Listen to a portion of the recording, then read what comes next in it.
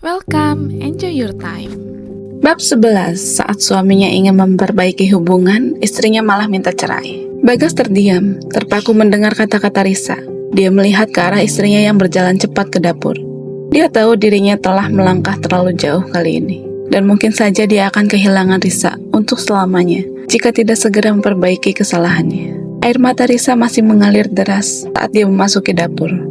Ani yang sedang merapikan dapur segera mendekatinya dengan ekspresi khawatir. Sabar ya Non, mungkin Bapak cemburu lihat Non Risa digodain sama Mas Ari. Ucap Ani sambil mencoba menenangkan. Risa menggeleng pelan, matanya masih berkaca-kaca. Mana mungkin dia cemburu, Bi. Aku yakin Mas Bagas marah sama aku karena dia emang benci aku. Toh kami menikah karena terpaksa, bukan karena cinta. Sahut Risa dengan suara bergetar, menunjukkan kekecewaan yang mendalam. Ani miris mendengar jawaban Risa. Namun apa yang gadis itu katakan memang ada benarnya. Sejak awal Bagas terlihat kurang menyukai gadis itu. Akan tetapi ia bingung, kenapa Bagas harus marah jika memang tidak cemburu. Dia merasa betapa rumitnya perasaan yang harus dihadapi Risa dalam rumah tangganya, yang penuh dengan kesalahpahaman dan kebencian yang tidak jelas. Bagas melirik ke arah dapur, mendengar isakan Risa yang pelan. Dia ingin sekali menghampirinya, tetapi di sana ada asisten rumah tangga yang sibuk beraktivitas. Saat itu pengasuh yang lewat di sampingnya membuat Bagas bertanya dengan canggung. Mbak Via di mana? Oh, Via udah tidur, Pak. Dari tadi sebelum neneknya pulang, jawab Siti dengan suara lembut. Dia pun salah tingkah karena tahu sedang ada ketegangan antara Bagas dan Risa. Mendengar itu, Bagas hanya mengangguk, melangkah gontai menuju kamarnya. Di dalam hatinya dia berniat untuk bicara dengan Risa nanti. Setelah gadis itu pergi dari dapur dan masuk ke kamarnya, dia merasa ada yang harus dibicarakan di antara mereka. Risa mengusap air mata yang masih mengalir di pipi. Rasa penyesalan di hatinya sangat kuat. Dia memang tahu bahwa Bagas tidak menyukainya, namun tak menyangka jika pernikahan yang ia jalani akan sepahit ini. Mbak, aku boleh nyerah aja nggak sih? Aku nggak sanggup, batin gadis itu sambil melamun. Ini bingung melihat Risa diam tanpa melakukan apapun. Tatapannya kosong, terlihat jelas bahwa dia tengah melamun. Air mata yang mengalir di pipinya adalah saksi bisu dari kepedihan yang dia rasakan. Dia menoleh ke arah Siti. Pengasuh itu pun hanya mengangkat kedua bahunya. Akhirnya Ani memberanikan diri untuk bicara. Non, lebih baik Non Risa istirahat aja. Biar ini semua kami yang beresin. Ucapnya hati-hati. Risa tersadar dari lamunannya. Dia menoleh ke arah Ani. Iya Bi, maaf ya. Kayaknya aku butuh istirahat. Ucapnya dengan suara sengau. Iya nggak apa-apa Non. Jawab Ani. Gadis itu merasa lelah. Hatinya terasa remuk oleh berbagai masalah yang seakan tak kunjung usai. Dia memutuskan untuk beristirahat, dia pun melangkah ke kamarnya. Di sana dia baru merasa lega, segera melepaskan hijab karena kepalanya terasa begitu berat. Setelah itu ia merebahkan tubuh, sudah tak ingin melakukan apapun lagi, selain memejamkan mata, berharap bisa melupakan segala kesedihan walau hanya untuk sejenak. Mendengar suara pintu kamar gadis itu tertutup, Bagas yang sejak tadi menunggu akhirnya beranjak. Dia mendatangi kamar itu, mengetuknya secara perlahan. Suara ketukan di pintu memecah kesunyian gadis itu. Dia mengerutkan keningnya. Siapa kira-kira orang di balik pintu tersebut? Akan tetapi, tiba-tiba Bagas masuk tanpa meminta izin, membuat gadis itu terkesiap. Risa langsung melompat dari tidurnya dan meraih hijab yang baru saja ia lepas. Kenapa masuk tanpa permisi? Tanya gadis itu panik.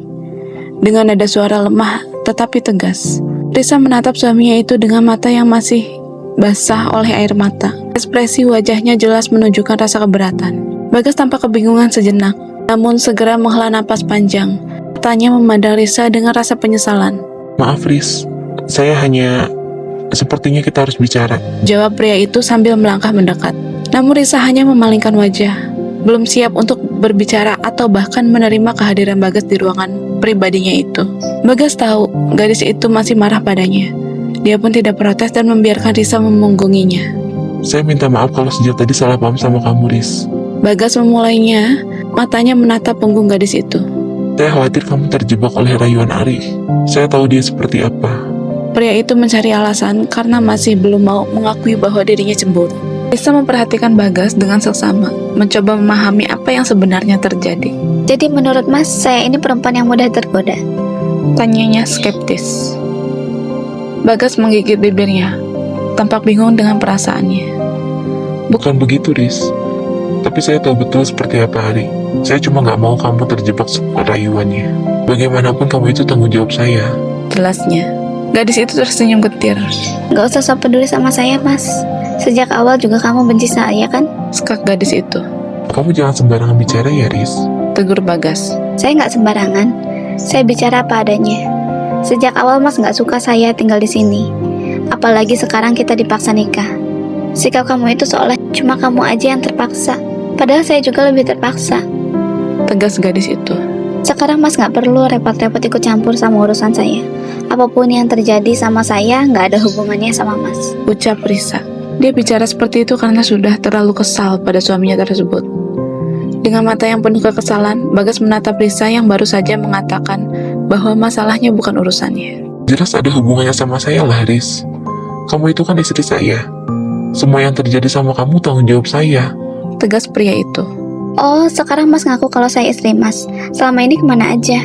Tantang Risa dengan nada yang dingin, mengingatkan bahwa selama ini Bagas bersikap seolah tidak menganggap dirinya sebagai istri. Bagas yang tidak bisa menyembunyikan rasa frustasinya menghela napas berat.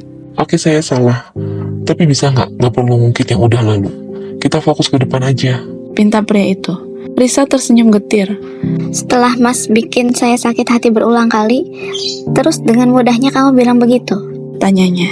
Terus saya harus gimana biar kamu bisa maafin saya? Tanya Bagas. Risa menggelengkan kepala. Entahlah, saya juga bingung. Sahutnya. Dia kembali memunggungi pria itu. Gadis itu pun menarik napas dalam-dalam. Tapi kalau emang Mas mau saya lupain semuanya, saya punya satu syarat. Ucapnya. Apa? Tanya Bagas cepat, seolah siap mengabulkan apapun syarat dari istrinya itu. Tolong izinkan saya pergi dari rumah ini. Saya mau cerai. Pinta gadis itu sambil berusaha menenangkan suara yang terdengar sedikit bergetar karena emosi. Bagas langsung membeku. Rasanya seperti tersambar petir di siang bolong. Dia tidak menyangka jika istrinya akan mengatakan hal seperti itu. Kamu jangan konyol, Riz. Sentak pria itu. Siapa yang lebih konyol? Status kita suami istri, tapi Mas ngelarang saya untuk berbakti sama suami. Mas gak lupa kan apa yang pernah kamu bilang? Saya gak mau terus-terusan berdosa karena harus mengabaikan suami. Sahut gadis itu. Dengan napas yang tertahan, Bagas bicara. Oke, kalau begitu mulai malam ini kamu pindah ke kamar saya. Kini giliran Risa yang terkesiap. Kenapa saya harus pindah ke kamar, Mas? Tanyanya dengan suara yang tercekat. Karena kamu istri saya. Kamu sendiri kan yang bilang mau berbakti sama suami. Oke, mulai sekarang kita jalanin pernikahan ini seperti suami istri yang lain. Tantang Bagas. Nyali Risa langsung menciut. Bukan itu yang ia inginkan. Bagaimanapun dia belum siap jika harus menjalani pernikahan yang sesungguhnya dengan Bagas. Bukan seperti itu yang saya maksud, Mas. Ucapnya menurunkan nada bicara. Bagas menghela napas dalam-dalam, mengatur emosinya. Lalu apa? Kita udah nikah dan sah di mata agama. Saya nggak mau kita seperti ini terus. Kasihan Vio kalau kita selalu salah paham. Jelasnya sambil menatap dalam ke mata Risa. Lambat laun Vio pasti ngerti, Mas. Lagian dari awal kita ini emang asing. Aneh rasanya tiba-tiba jadi suami istri. Jawab Risa. Bagas menatap Risa dengan tatapan yang penuh penyesalan. Sekali lagi saya minta maaf. Kemarin-kemarin saya masih terpukul atas kepergian Rina yang mendadak. Makanya nggak bisa kontrol emosi. Saya tahu ini sulit, tapi saya juga nggak mau Rina kecewa. Mungkin kita emang harus coba membangun hubungan pernikahan yang sebenarnya, supaya mendiang kakakmu bahagia di sana. Risa merasakan debaran hatinya. Namun ada kekecewaan yang menguar. Saya tahu kita nikah karena permintaan Mbak Rina. Tapi bisa nggak, Mas jangan selalu bawa nama dia. Saya nggak mau hidup cuma jadi bayang-bayangnya. Saya juga berhak bahagia, Mas. Cukup sekali saya melakukan kesalahan fatal, yaitu nerima permintaan mereka untuk nikah sama kamu. Suaranya bergetar menahan emosi.